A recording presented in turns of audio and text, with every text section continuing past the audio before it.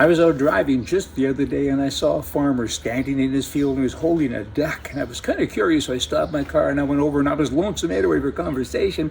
And I got talking to him, of course, about politics as well. And he was a raging liberal. He was big and fat and overweight and all those things. I'm saying the same thing, hey, but he just was annoying.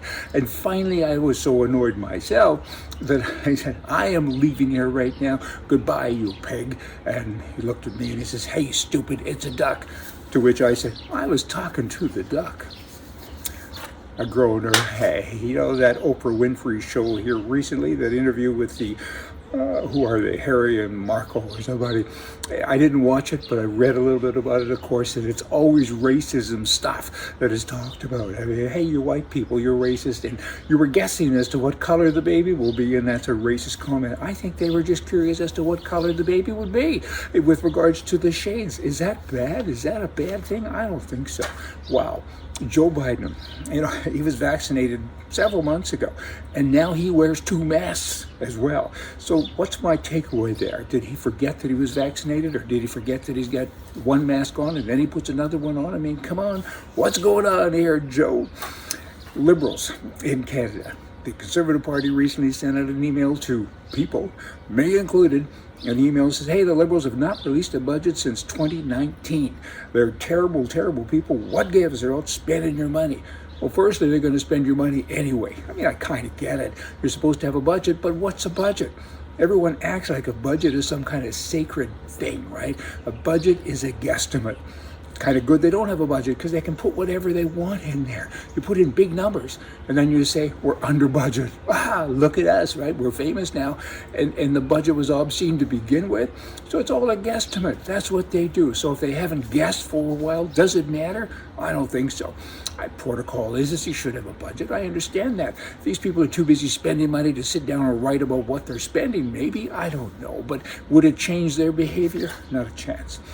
You know, in Canada, the police do not track violent criminals.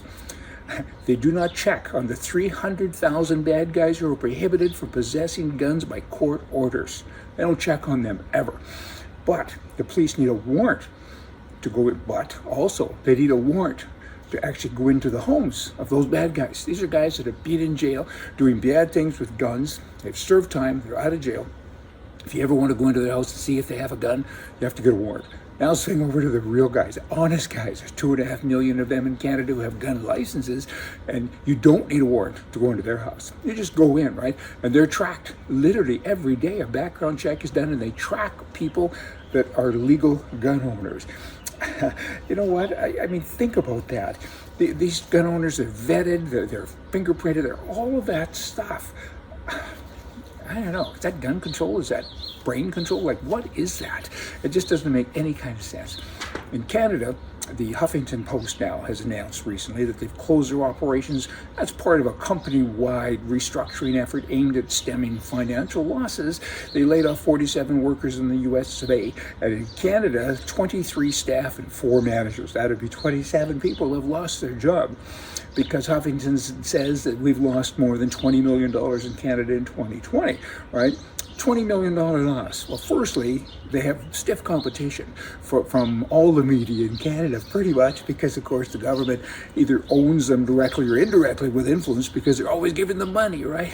So it's kind of hard to compete in that kind of an arena. So the Liberals are more left than the Huffington Post anyway. So that's kind of a tough one. But I always marvel when you have an online situation. They're also blaming COVID, right? You're online. You should do better during COVID, not worse, because everybody's at home. And another thing is, all of these employees in Canada, 27 employees. Hey, Rick, we have one person, Rick and myself, that does Right Edition. Well, I mean, we're not the same class, maybe kind of sort of. We don't have all the expensive equipment and so on, but hey, we get the message out there. We try to. It's an opinion thing, right? I mean, Huffington Post is the same. It's not news, it's opinions. I mean, mine is better, right? Just saying. In Canada, still there. Recently, a poll said that 33% of all Canadians who were polled say, hey, we would vote Liberal. 24% would vote Conservative.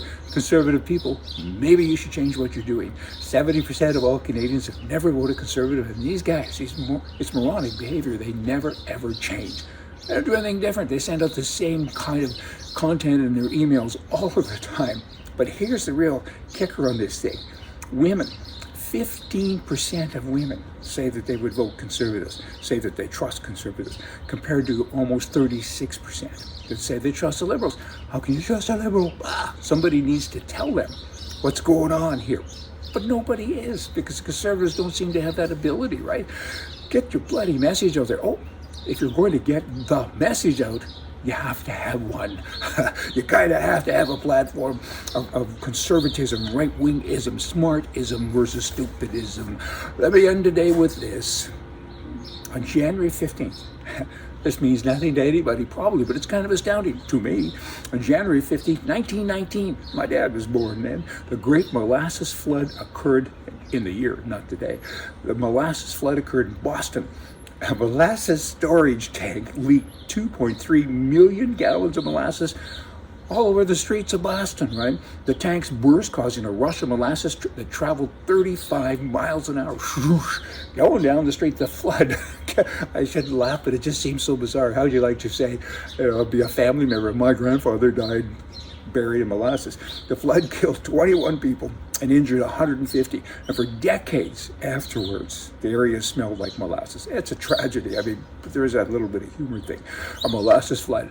Who knew? Hey, y'all come back. See ya.